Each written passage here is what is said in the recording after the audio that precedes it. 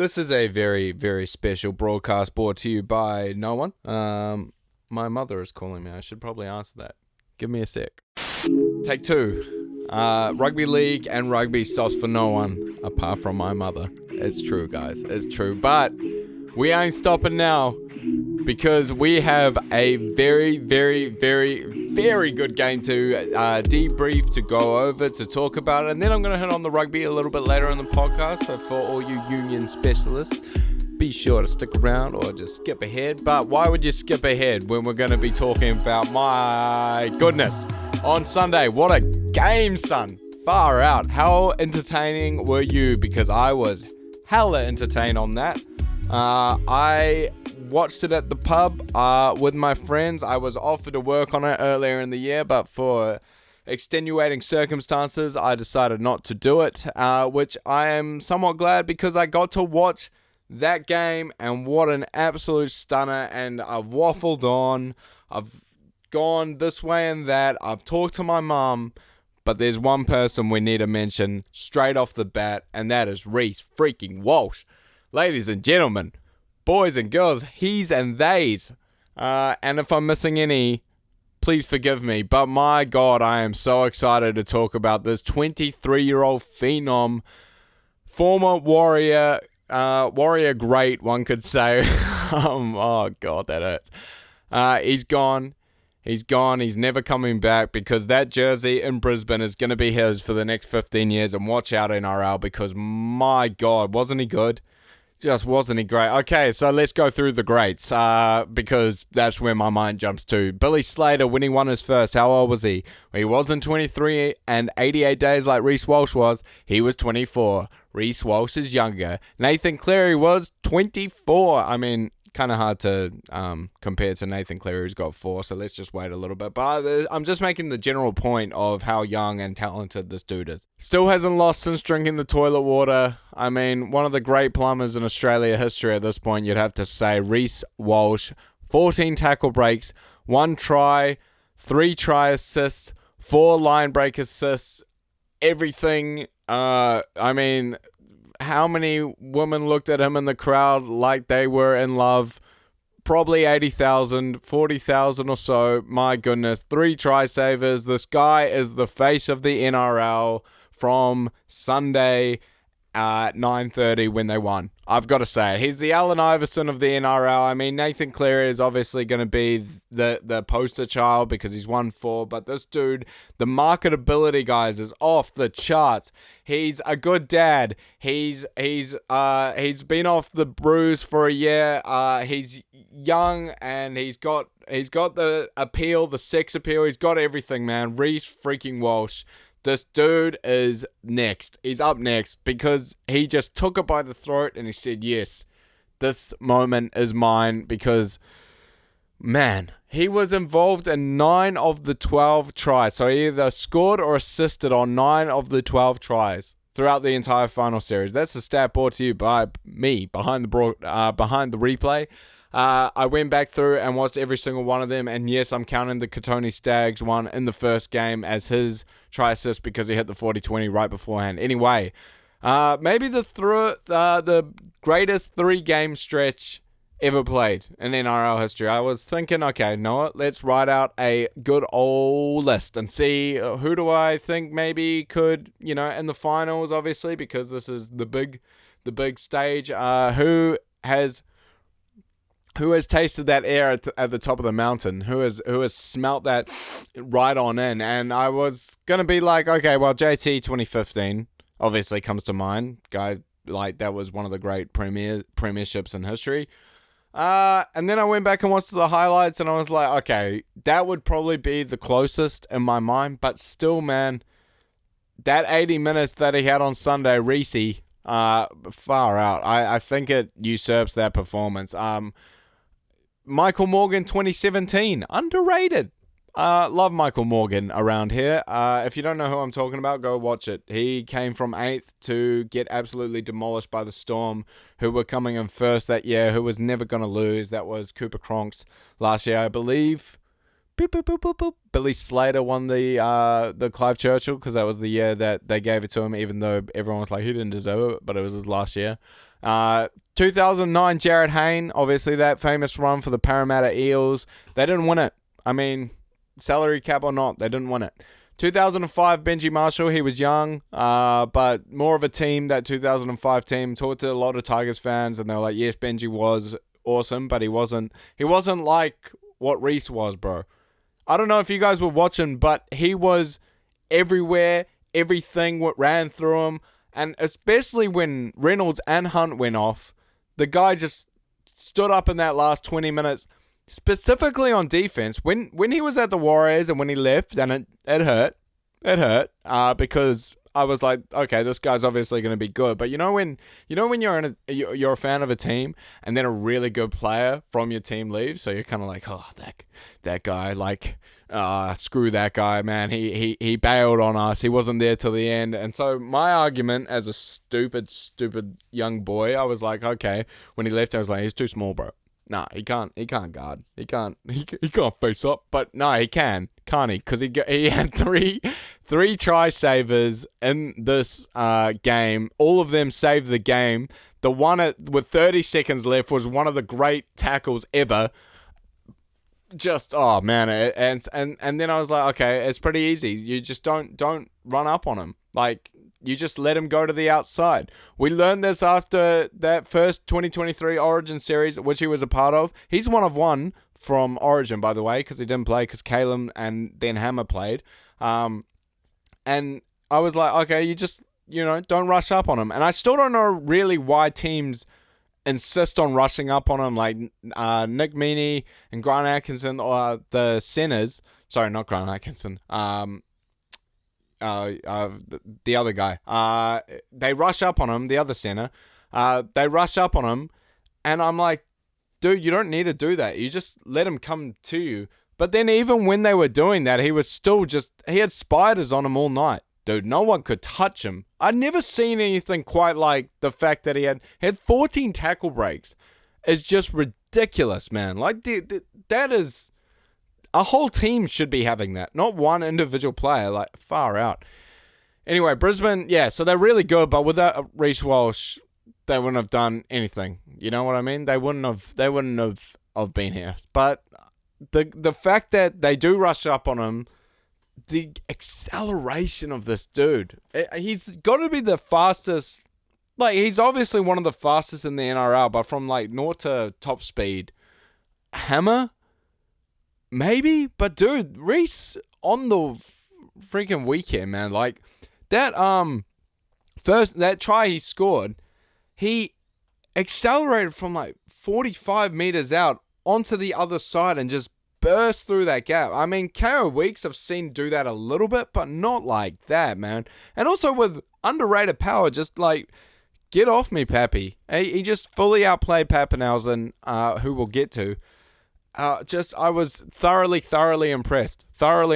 And that is someone who has gone from not liking this guy in terms of he left my team. I had nothing personally wrong about him, but I clowned him for drinking the toilet water because I thought it was weird. Everyone thought it was weird, but yeah, fucking far out. The comebacks throughout this entire postseason that the Broncos did. Let's just give the Broncos their flowers. Let's just talk Broncos, because what a team. Against the Raiders, 16 points, 14 minutes left. Against the Panthers, 14 points with a half left. Against this team, 10 points, 30 minutes into the game. They looked tired when the game started. Melbourne just looked like they got shot out of a cannon, and they just hang in there. The resilience of this team. The fact that they went through the Raiders, the Panthers, then the Storm. The only three other teams everyone was saying all year could win the premiership, and they knocked off all of them. They are clearly, and they proved it, the best team in the NRL. Nuts. Absolutely nuts. Okay, the three players of Reece Walsh defensively I really wanted to hammer into. So the first one, when we'll go backwards. The first one was Katoa going down with 30 seconds left. We've kind of talked about that. The hit he put on Pappenhausen, just to defensively read the fact that, okay, if Katoa dummies here, I can still chase him down. But Paps, I need to stop at the source. And he just absolutely nailed it. Fantastic piece of work. Then the second one was just absolutely gassed Pappenhausen, right? Pappenhausen went through with a beautiful dummy down the right-hand side, and then Reece Walsh, you can just see him like a shark, man. He just comes out, and he just chases him down like a dog. Like a dog, man. My guy. Insane. Then one of the most underrated ones, and I was saying it at the time, I was like, that might be the game right there, was when Kamikamitha drops the ball off a beautiful Cameron Munster little grubber, and Walsh is there to save the day again. That's 3 times where he legitimately saved the grand final all in one. That's 3 instances of a Scott Sattler tackle, or a Dylan Edwards tackle. That's 3 in one game in the grand final. Nuts. Absolutely nuts. I was a little bit sad that Pappy didn't have the speed though. Was anyone else a little bit sad about that? I mean, okay, let's go through his injuries. Pappenhausen was 22 in 2020 when he won the Clive Churchill. So he's kind of Reece Walsh's age. He was younger than Reece Walsh, in fact. So Ryan Pappenhausen, injuries, severe concussion in 2021, fractured kneecap in 2022, fractured ankle in 23, fractured fibula and reported broken wrist, forearm in late 2024 and September of 2025. Man, kind of a big what if, because he, back in the day, you'd say, wouldn't have gone chased down like that. I mean, tough pass for Warbrick to catch, but Pappy should have just gone down in that instance. So, yeah, unbelievable stuff from Reece Walsh. I cannot overstate just how fast and just his passing game, his hands, his grace in general. I do want to give a shout out as well to the boys in the truck, specifically Diesel, for that first replay. I thought it was very important to go back and watch Reece Walsh's first try. The first angle is what we call spider cam, which is right above the play, and he went from the play before. And the reason he does that is so that you can see where he comes from. So you can see he comes from behind the left, and you can see how he manipulates the defense. He gets a quick play off the ball, and he just explodes through that gap, man. And the strength, the power, like that was probably the fastest I've seen, maybe in relation to other players this entire year. Of just the fact that the guy who just got to the mark, got to the spot quicker than everyone else, and he felt like he wanted it. And you knew from the first Dean Mariner try, the guy was just on. But that was hot. That was hot. That was historically hot. That was the best. that was yeah. I just can't think of one, dude. 23 Cleary. I mean, he was good for the last 20 minutes, right? Like, what are we doing here, guys? 2015 JT, he didn't set up the winning try. He set up every single try or scored on every single try apart from one. They scored 26 points. Come on. Am I getting angry? Am I angry? Slightly. Yes. Yeah, put some respect on his name, Noah. I'm talking to myself, as I am this entire time. I don't know if you've noticed. Anyway, okay, so next, let's just go through them, because this Broncos team, what I really liked about them is that they were a conglomerate of players who have kind of been either forgotten about, or there is a lot of underdog and no one believes in us qualities about this team. And I gotta be honest, I didn't believe, and they proved me wrong. So let's talk about Shibasaki, man. 27 years old. He was at a training trial with Brisbane at the start of the year. And why I talk about him is he scored 2 tries. He was massive at centre. And I didn't even notice how many run meters he had until they put up a graphic maybe 65 minutes in. I was like, dude, he does his work like a swan, eh? It just paddles under the water, and then it just looks so graceful on top. 199 run meters, 3 line breaks. He just completely and utterly outclassed Nick Meaney. He made him look like a newbie. 8 missed tackles. Most of them, you'd have to say, was on him. What a hero, man. So he bounced around from this guy on a training trial at the start of the year. Bounced around. He started in Brisbane in I didn't write it down. I think it was 2017. He went to Brisbane, then Newcastle, then the Cowboys, then Souths. And then because Kalen got injured in Origin, he was the starter for a Queensland winning team. Man, he's had a fantastic year, hasn't he? And then on the other side, Katoni Staggs, who I don't think was as big as he was last week, but was still just solid. They are such a strong defensive pairing, those two. And Katoni Staggs, the thing that he's kind of done over this postseason, I think, would be put his hand up for Origin, wouldn't you say? Who would you rather have, him or Bradman Best? Him or Turbo? Well, Turbo's never healthy. Him or Latrell? Like, I mean, he's playing winning rugby league here, guys. 2 grand finals in 3 years. Yeah, that's the other thing about this Broncos side. They didn't make the 8 last year, and there was so much crap about them said throughout the year. They get more attention than anyone because they're in Brisbane, and they just managed to stand up. Mariner and Karapani, the 2 wingers, absolutely massive. To keep Jesse Arthurs out, who people forget was the 18th man for Origin this year, it's just absolutely crazy. Dean Mariner, the tackle on the wing there to take Coates out, I have to say he won that battle. He was awesome. They really reminded me of Fecky and Holmes in 2017. They're both 22 years old, but just the fact that they can make so many meters and that they're fast and they're quick. It was an interesting case study of Mariner being the bright spot of last year's team. They were a bit of a disaster. So they came in 12th last year. And throughout the entire year, they were like, oh, the Broncos are bad. But the one bright spot was this new guy called Dean Mariner. And everyone was like, what position is he? Is he a center? He's quick. He's very, very fast. Okay, let's put him on the wing. And I'm glad that Madge put him on the wing. We're going to get to Madge. Karapani is a Kiwi and he didn't make it. They went with Mulatalo and DWZ instead of Karapani. So I thought that was really interesting. But yeah, so those back 5, the 1, 2, 3, 4, and 5 of Brisbane, specifically in the last 3 games, were incredible. Like a very underratedly memorable back 5. As in a couple of years, I'm gonna think back, go, wow, they were actually guns that year specifically. And it's gonna be this team's young, man.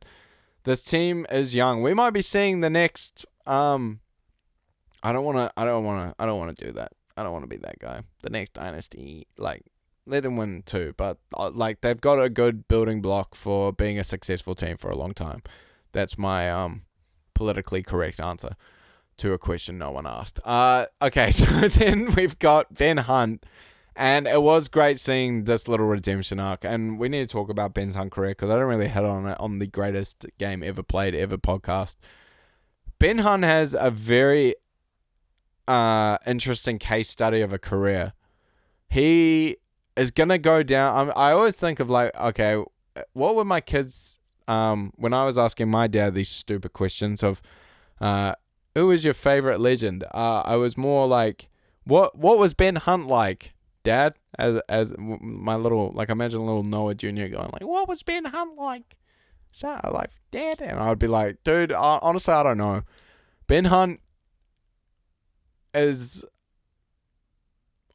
a great player, and he was so up and down in the most intense way and somewhat poetic way that may have ever graced a rugby field. He won't be the most memorable player, but I won't forget him. You know what I mean? So he was the only player in that 2015 side that lost to the Cowboys. And after dropping the ball, the famous play, if you don't know it, educate yourself. And then he was in rugby league, like, you know, purgatory. For 6 years he was at the Dragons, 2018 to 2024. He comes back and then was the hero in the most unexpected way in that Canberra game. Did his role and gave the ball to the star in the next game. And then when he was knocked unconscious and he was getting up, I felt really bad, man. I was like, dude, out of anyone on the field, this guy really deserves to be there because he's gone through hell, man. Like that 2015 play, it's the worst oopsie daisy maybe in like a lot of in sports history. I mean, of it, like, you know, throwing the intercept by Malcolm Butler in the NFL, like that comes to mind. It was on that level of like, what are you doing, mate? And for him to then work so hard to get back to that stage, and he had a little win, not a little win, he had a big historic moment with the charge down kick in Origin 2 years ago, which was really nice to see a player who you'd have to say is a very, very good player and has been this entire decade, to have a moment in his career that isn't going to be remembered as that. And then for him to come back with the Broncos specifically, and then to win them a grand final when he was going off, I was like, man, that sucks. Because for him, it must have been like, dude, I've worked so hard over the last 10 years for me to get back. Like, the fact that he was running back, you could see in his eyes, like, no, this is the most important moment. I've been working for this for so long. And so, yeah, just for him to get robbed of that moment was really sad. But I was really happy to see him actually win one. And Reece Walsh going up to him and comforting him and saying, I've got this, man. Like, it was just unbelievable leadership from Reece Walsh again. So then, okay, let's go through more Broncos. Let's just go through the storylines of the Bronx, man. Because they deserve their flowers, because I haven't been given it. Adam Reynolds. So he went off with 32 minutes left and a hamstring injury that he re-aggravated after round 23 against the Storm again. And, like, again, a two-time premiership winner. Little Noah Jr. going like, yeah, what was Adam Reynolds like? I was like, dude, he played, one Origin? But he was a champion. The guy was a winner. He won a game. He won South's the first title in God knows how long. And then he comes to the Bronx and takes him to the grand final. Well, he took Souths to the grand final in 21. He takes the Bronx to the grand final in 23. And then he, won in 2025. Like, far out. Like, if you think about this era, like, is that the second most successful 7 behind Cleary? Surely not. But yeah, in terms of winning, like him, Munster, I mean, Munster's not a 7, but I mean half, you'd have to say yes. Like the guy, and yeah, so to see him go off as well was very sad, but that just put more emphasis on the fact that Reece Walsh had to take the game by the scruff of the neck, and he did. Patrick Carrigan, most tackles in this game, 47 tackles. Best lock in the game for 4 years. Like, this is 4 years or so now. All this is legacy-defining stuff for these dudes. And yeah, the fact that the Panthers dynasty makes it look so easy.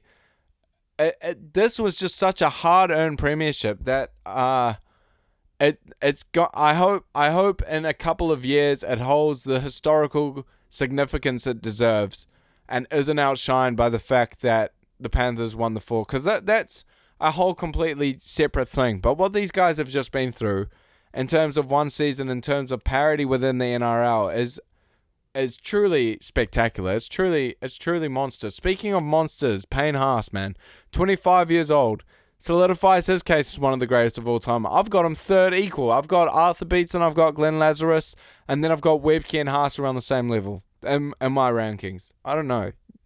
If you write out your rankings at 3 a.m. as well about your props, I'd love to hear about it. Comment down below. 117 and 13 carries, just over 10 meters a carry. All of them loud, all of them spectacular, all of them just swanning off dudes like they're flies. Yeah, just nuts. Nuts. What a team, man. Like, when they were lining up, I was just like, far out. These guys are good. But I was also thinking that about Storm. We'll get there. Ezra Mam, couple of crucial tackles. I don't know if this guy is a hero around the NRL. He's a bit of a villain because of his off-field incidences, which I won't go into. But in terms of just a rugby league player, like, I mean, every grand final he's rocked up to, he's dominated, hasn't he? The 2023, I mean, I know they lost 3 tries. This one, just crucial tackles on Warbrick, a couple of them, a couple of error momentum swinging plays. That goal line dropout was crucial. And he set up Shibasaki's first try. He was everywhere. The fact that he came on, these guys the Brisbane Broncos this year had so much strike power in their halves and in their playmaking abilities that with Mam, Walsh, Hunt, Walters, and Reynolds, just like 5 dudes who you can put in 6 or 7, and with Walsh out the back there, it's just scary. It's just like set up for the future, man. It really is. The underrated, I call this little segment. Corey Pakes, Corey Jensen, Billy Walters might be the names forgotten in a couple of years, but they were heroes nonetheless. And specifically, I want to talk about Billy Walters because we do have something very special every Thursday night here behind the replay. It is deep behind at the back of the library. It is the Billy Walters fan club. We've been a fan of him for a while. It was really sad to see him get an ACL injury coming out of that game against Canberra, because I thought he was spectacular. I didn't think he was spectacular. I thought he was the solid, consistent beacon that they needed in that position, and I think he got so much crap for the fact that when his dad was the coach, they were like, oh, it's the coach's son, he's not that good. Like, this guy's got heart, and I really, really, really put a smile on my face, and it's going to make the flyer of the fan club. The fact that Adam Reynolds had him come on stage, lift the trophy with him, because he was a very important part of the side, as was Jesse Arthurs. There were plenty of players throughout this season that didn't even play the grand final, but they were just big for them throughout the entire year, and throughout a year that was ups and downs, ins and outs. They proved everyone wrong, the Brisbane Broncos. So congratulations. Someone who didn't need proving wrong was Madge, the coach. Since being let go of the Tigers, 2023 Pacific Championship record 30-0 for the Kiwis against Australia. So boom, first thing he did. Next, you'd have to say the best series the Blues has ever won in 2024. My favorite series, my favorite win that we've ever won. And so I'm like, yes, Madge, this guy can coach. Hell yeah. New South Wales dynasty, baby. Here we come, and then oopsie daisies, here he goes off to Brisbane. Thank you, Laurie Daly. Round 2. Yikes. But this isn't about New South Wales, thankfully, because I want to tear my eyes out. This is about the Brisbane Broncos, and now he's a 2-time champion. The guy can coach. The guy is good at coaching rugby league. Okay? You should have known that, Tigers. Naughty Tigers. That's why you get the wooden spoon every year. Anyway, apart from this year, congratulations to the Knights. Okay, so but on the other side, the Melbourne Storm, the beacon of success in the NRL throughout the last 20 years, lost. Losers. Who? Azert. No, I'm not going to do that. Because they're classy. And specifically Hughes. Jerome Hughes. You have nothing to be ashamed about apart from the fact that you were a bit quiet in the last 20 minutes. But you have nothing apart from that to be ashamed about, because you were spectacular. You were everything that a Dally M former medalist should be doing in a grand final. The setup for Katoa, the little grub class, all class. The double right foot step, classy. He made, I said to my friend Matt, who was watching it with me, I said, man, Munster's been a bit quiet, eh? And then he was like, well, what does he have to do? Because they were up, they were looking good, they were looking on fire. Munster, he had a bit of a quiet game, as well as Harry Grant. Nothing to really keep your eyes on, because we know through Origin they're big game players. They've had big games, but it must hurt losing 2 grand finals in a row. Something that is a little bit interesting that I was just thinking about, a thought experiment, if you will. Craig Bellamy now has a losing grand final record, including the salary caps. No good. 5 wins, 6 losses. it's not a lot. Like, it's nothing. Like, 5 wins is still unbelievable. And it's unbelievable that they get to 6 losses. I'm not saying this with any contextual thing. I'm just saying the facts. That's his record. And I think he is the second best coach, the best coach, either or. I mean, it's him or Wayne. But just interesting. And so then I was like, okay, is this a moment to roast Bellamy? I was like, no. Okay, so I went through every year that this dude has been in charge, since 2003, they've made the finals, okay? So I was like, wow, that's really impressive. And I was like, the one year that they missed out was because of the salary cap, okay? But then I was like, my conspiracy Noah came out. And I was like, okay, well, actually, surely the Storm have been better than just the top 8. So I was like, what about the top 4? Oh, how often do they make the top 4?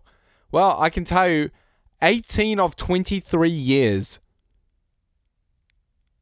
that Craig Bellamy has been in charge, they've made the top 4, which is 78% of the time.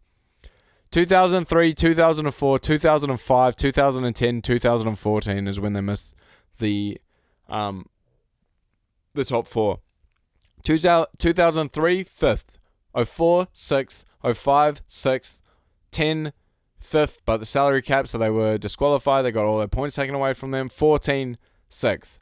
So they've, under Craig Bellamy, haven't finished worse than 6th. Like, win-wise. Bruh. Yeah, okay, so just some facts. Just spin some facts. That's why we all listen to Noah losing his mind. Utoi Ekamanu was one great game short. It's a shame. He was a bit quiet. Really, really good last week. Really good signing. He's young. He'll learn. I think the Storm...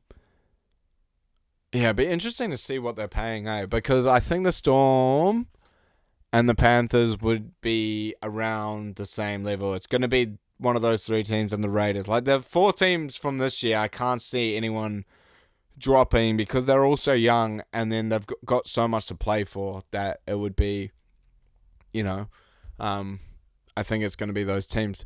Yeah, so this third best grand final in my time, I think. I've got 2023, 2015 ranked above it just because of the ways those ones finished. And then this one. God, it was a beautiful game, wasn't it? Yes, it was. Thanks, Noah. Back to you, Noah. Thanks, Noah.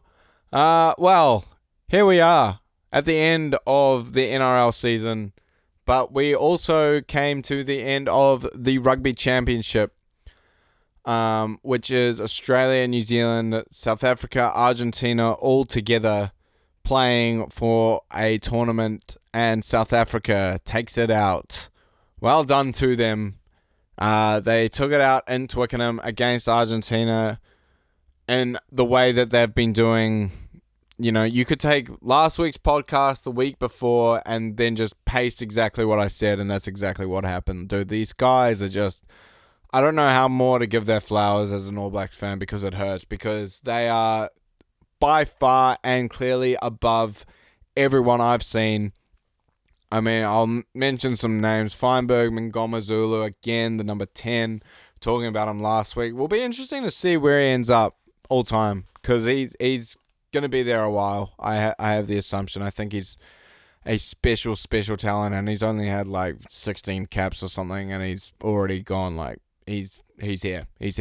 Malcolm Marks double, but yeah, the score, don't be fooled by the score. It wasn't as close as the score showed. I don't know how to really go into it and give you more new, fresh perspective on that team, because I'll be interesting to see how they go against the Northern Hemisphere, but I am just in awe of how good they are, and it hurts. So I'm not going to talk about it. What I am going to talk about is where I was on Saturday. I was in Perth. Yay, this is why we call it Behind the Replay, because I was doing my job. Instead of talking to myself in my room, I was doing the replays on the All Blacks versus the Wallabies, or Wallabies versus All Blacks, Game 2. Just a little bit of a personal note. I got food poisoning. I still have it. I've been feeling awful the past week. So it was a bit of a struggle, but I really did enjoy it because it's an All Blacks game, and I've done 3 or 4 of them now, and every single time they are an absolute honour and a privilege to be doing. Just little behind the replay, little action. What was I actually specifically doing? I'm going to try explain it in the most basic way that I can, which is if you watch rugby consistently, the majority of the game, of the actual game cut, will be cut between 3 cameras. Camera 1, camera 2, and camera 3. They will be on a camera deck, and you can actually, when you're at a live game, if you watch near halfway on one side of the field, you'll see 3 cameras. One is super wide. It's the one that shows all the space. Camera 2 is a little bit more tighter than that, which is kind of your ball follow. And then camera 3 is your ruck, is the nitty gritty. It's kind of seeing it's from that same angle, but it's just a little bit tight. It's just the most tight in. And that is when there's some pick and goes and stuff, and you need to see close into the ruck. That is what camera 3 is doing. And on that same side, how there's 1, 2, and 3, there are also on the 2 sidelines, parallel to that view, there will be camera 4 and camera 9. And these are the 2s who are running up and down the sidelines. Camera 4 is from the same side that you'll see 1, 2, and 3 from, which we've been over. You should have been listening and taking notes. Camera 4 was my camera in this game as well. So those were the 2 cameras that I was specifically replaying. If you didn't believe what I was talking about. So what was good about these, they were in super slow, which meant when you slowed down what the replay, it looked really pretty. That's essentially all you need to know. How the actual broadcast went, was really happy with it, man. It's always a thrill doing the haka and stuff. When the haka's going on, the director's cutting all the cameras, bang, bang, bang, bang, bang. All your cameras are filming all the time, and we've got a little LSM remote. It's the logo of behind the replay. It looks like that. And we were going back, and you mark every single cool thing that's going on your cameras, and you try to sell it to your senior, and you go, oh, I've got this. And then my senior Mick, he's going, okay, I need you to go. He's telling the director who's cutting all the pictures, he's like, you're going to here, then you're going here, then you're going here, then you're going here. What is here? It's the names of the machines that we're on. And I was on Charlie, taking care of camera 3 and camera 4. I hope that made sense.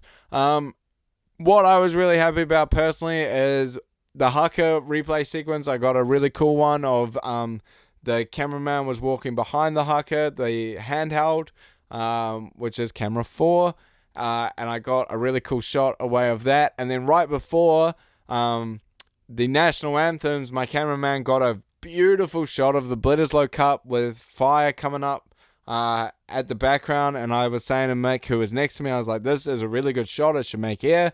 And then Mick was like, line up some national anthem slow-mos, and everyone jumped aboard on that idea, and we got a replay sequence away, and we were absolutely ecstatic as a team, because it's a real team effort bringing you those replays. So yeah, but the actual game wasn't that good, I didn't think, right? I thought it was more Australia being bad than New Zealand being good. Still have a lot of concerns for the All Blacks. Still, yeah, just a lot of stuff that has been manifesting. And, I mean, we've gotten through a Rugby Championship. The Bledisloe Cup is in the cabinet. We lost the Rugby Championship. We didn't win it. There are still a lot of things, building blocks. So let's try to take the positives away. Have we found our 13 in Quinn Tupaia? 2 tries, absolute beast, and then he set up that Leroy Carter try. Look, man, I haven't been the most bright-eyed and wide-eyed when it comes to Quinn Tupaia. I think he's a good player. I just don't know if he's going to be able to hang with the Jesse Creels of the world. But he's playing the best. Chuck him in. Do it. Just some form of combination consistency would be lovely. If it's Geordie and Quinn Tupaia and we're going to stick with that, I like him more than Proctor. Do I like him more than other international centers? Do I like him more than Swiley? No. That's okay. As long as he's playing like that, don't really care. Leroy Carter in his third game. Yeah, quite impressed. This kid can play. I don't know. I keep calling people kids, and they're probably older than me. But Leroy Carter, he 3 tries in 3 games. Just a tough dude. I like him. Feisty. Yeah, but I didn't, and then that's kind of bad for the All Blacks, man. I just thought it was messy from both sides. I thought the game was slow. I thought it was reffed in a particular way that just isn't conducive to great rugby. It was a weird game. I'm just, that. Tane Edmed, not the answer for the Wallabies. I don't think. Yeah, I mean, it's his 5th cap, so I mean he's looking a little bit overwhelmed. And Tom Liner, Michael Liner's son, he wasn't able to actually play in this game. He wasn't able to be selected. Why? I couldn't actually find on the internet. James O'Connor is getting a bit old, but that number 10 Wallabies jersey is going to be very interesting because this team's got a lot of talent. But you need you need a Reece Walsh to tie it all up in one neat little bow. And I think Tom Liner's that guy. And I don't think Tane Edmund's that guy because he plays for the Waratahs. I've done a lot of Waratahs games this year. And in terms of game management, the Waratahs haven't been that great. So I don't know why they keep selecting him. I don't really see what people see, what the selectors see. But I think it's also a bit of a lack of options. There, but yeah, the yellow card and judicial in this entire game. I thought the roll that came after the Wallabies' first no try. But do we have to go back 5 phases and just change the game's momentum when Jordie Barrett's up running? And does Tom Hooper need to go off for that? I actually when I was first replay on that. That's what camera 3 is good at. It's very analytical, so you see a lot of pretty much everything from that camera. Slowed it down. I just think they need a bunker system, man. Just give them a week next week. Just don't change the game. Don't change the product on the field. So freaking easy. It sucks. The Lenekitau was soft. That was terrible. What a terrible, terrible call. As I was replaying, I was like, this can't be it. There's no way he gets sent for that. Shoulder to the head, sure. But when they run into the shoulder and there's minimal impact. Dude, it's rugby. Unless the guy's concussed, which he wasn't. God. Rugby. Yeah. Anyway, so those were my thoughts on the judicial system. If you're wondering what actually that means or what the judicial system is, a little bit more insight if you're a sports fan. EVS, or my department, is actually pretty much the judicial system. So there's a specific guy called the TMO who you've become pretty well acquainted to, and he calls through and says to the director, who you guys can't hear, I can hear, I've got him loud. He's the orchestrator of the entire thing. He's the one cutting the cameras, selecting what you get when you get them visually and audibly. And he is saying, hey, at this time code, we're looking at this. And so then Hamish will say to us, okay, this is the time code. And then he'll be like, can you put the referee on screen? Camera 2's job is to go get the referee. He'll cut to 2. The referee will make that little square with his box. And then he'll be like, okay, where is it? What machine? And because I'm one machine, I'm on Charlie. I'm like, okay, I've got it. I've queued it up. It's on Charlie. And then I roll it. And then the TMO, it's the TMO's job to look at it and talk to the referee about what it is. So in rugby union specifically, we are the ones controlling the speed. So you try to slow it down a little bit.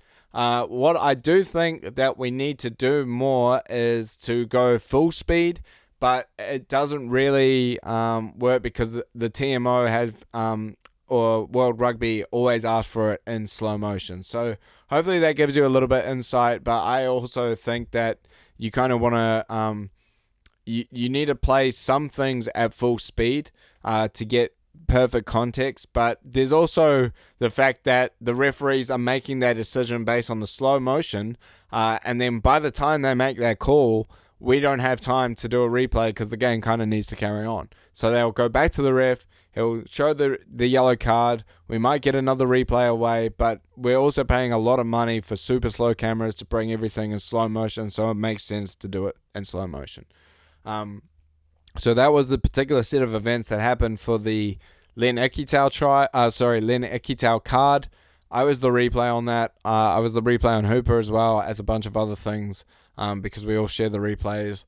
But I thought it was absolute bogus. I thought it was a terrible, terrible, terrible call. Still not sure about DMAC at 10.